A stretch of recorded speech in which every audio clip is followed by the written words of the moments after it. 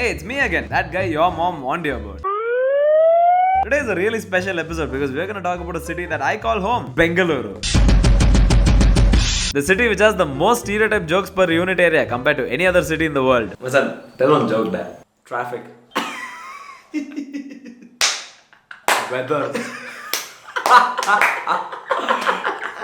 Wait. Airport. Far.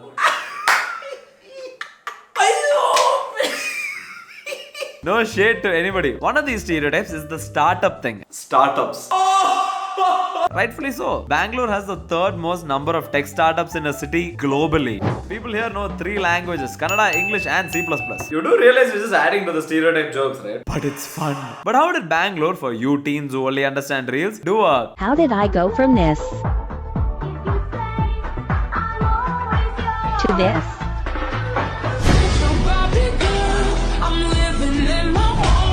And that's exactly what we're about to find out. Cue the intro. Okay, it's not here yet. Wait, what happened? I don't know, man. Stuck in traffic.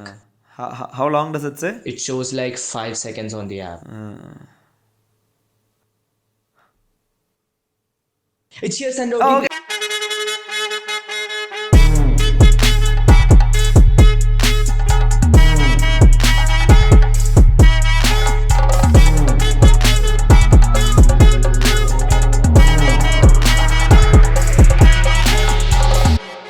Our story really kicks off in 1893 when 2 of the biggest influencers of that time accidentally met on a boat and decided to do a collab reel. Loganathan Paul and Kalyani Jenner. No. It was Jamshedji Tata and Swami Vivekananda, the great industrialist and the monk who didn't sell his Ferrari because he didn't have one. Straight facts. They had such a great conversation that when Tata wanted to start a research institute, he wrote to Swami Vivekananda for his support. And this letter exists and it actually reads, "Hey yo Swami V, it's your boy Tata. Now listen, bro.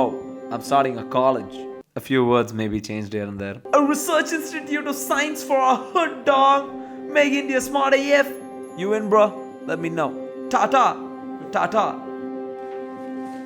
But it's mostly accurate. Then William Ramsay, not the relative of Gordon Ramsay. What are you?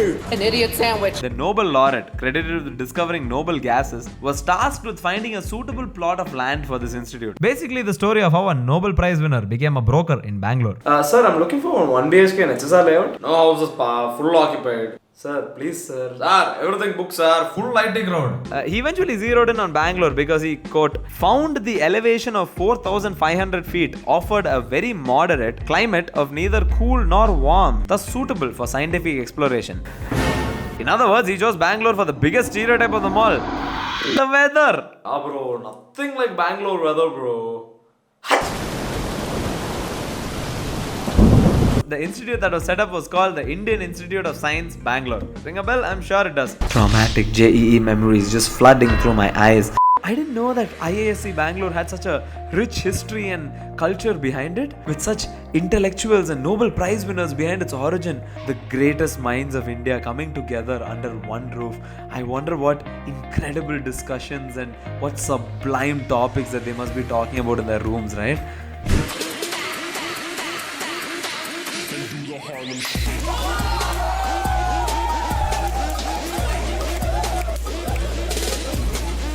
Never mind. IISc made Bangalore a hub for smart kids from all over the country. Soon other institutions started rolling in. Proximity to Chennai and Hyderabad made it a potential metropolis, and the government started putting big bucks into it, recognizing its potential. Bangalore suddenly became that kid getting Vishukai Neetam from his rich relatives. നന്നായിട്ട് വാ നല്ലൊരു national aerospace laboratory കെട്ടണേ ശരി. If you don't know what that is, ask your Mallu friend. If you don't have Mallu friends, you're missing out, man.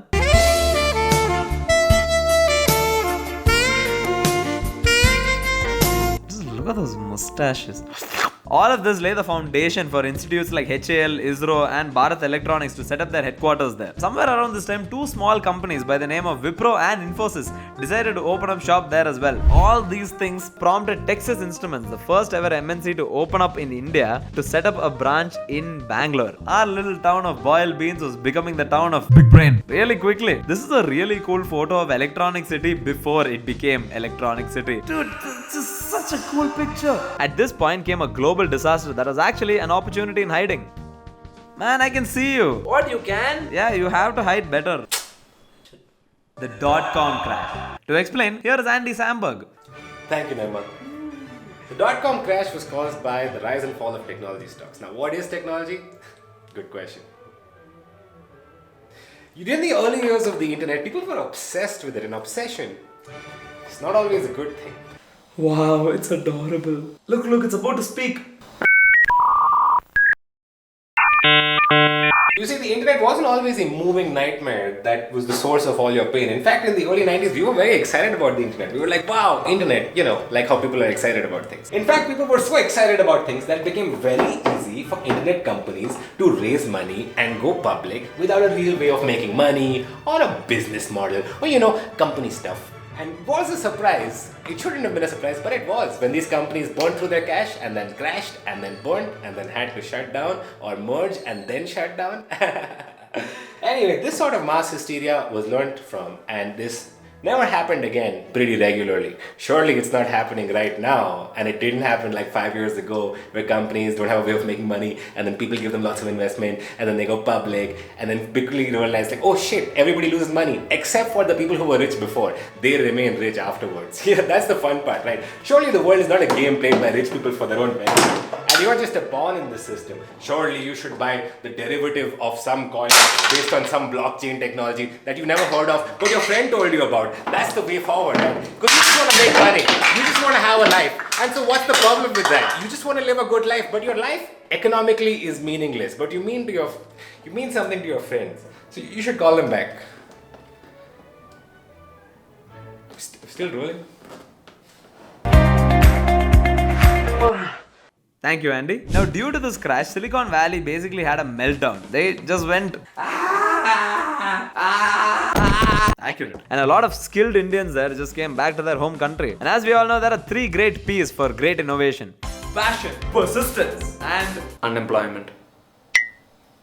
a couple of these returning employees from Amazon would come back, sit together in 2007 and start a small, cute little e-commerce company called Flipkart. Flipkart would later go on to become a multi-billion-dollar company. Now it's like that friend who you were really close to in school but grew up and lost touch with, and I know what happened. You found new friends, moved on in life. Once in a while you'll open your Instagram, oh wow, Diwali bumper offer, and move on because you don't want to start an effort to talk. You just let it be. The same year, a Harvard graduate quit McKinsey and founded a mobile ad network called InMobi, which would go on to become India's first ever unicorn. Why do they call it a unicorn? Good question. Moving on. Flipkart and InMobi did to Bangalore what Google and PayPal did to Silicon Valley. They made the rent fucking high. No, but seriously, all of this unleashed into the city a pool of ambitious, well-trained entrepreneur. Day 2. Day 3. Antava mama. Businessmen. And with all the groundwork being laid of institutions, talent, credibility, more and more startups started setting up base over here. But in the startup world, our most important talent is taking inspiration from the West. Half of our startups are just ideas that have already been implemented in the West, except dating apps, which just became Shaadi.com. There were a lot of talented individuals in one place, and startups provided job opportunities for all these talented people. As that annoying economics students would say, Supply and demand. it gave rise to so many companies that actually revolutionized their fields in India. Like if you think back to when you wanted a cab, you would first pick up a phone book that was as fat as your mama. Sorry. Then you'd find the cab's number after hours and dial it on a landline. Call the guy, have a shady Indica pull-up that still smells like the previous passenger. बदबू मिटाए खुशियां लाए. Now you sit like overlords while you track him on your phone like a Russian king sitting on your couch like this. And then you rate him and give him comments about his driving. Very poor, 1 star. My butt need a little bit more cushioning. Also this instant 10-minute grocery delivery thing. You think that's a new thing, but we always used to have this back at home. Me. Ada unni ulle illa. Poi vaangichittu va. Here we go!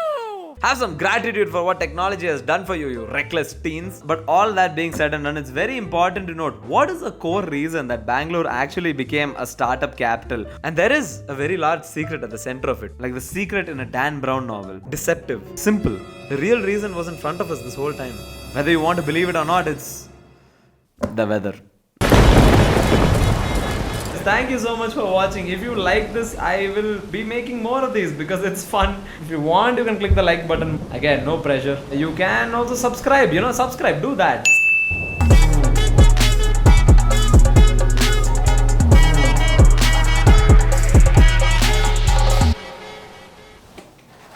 Pretty nice.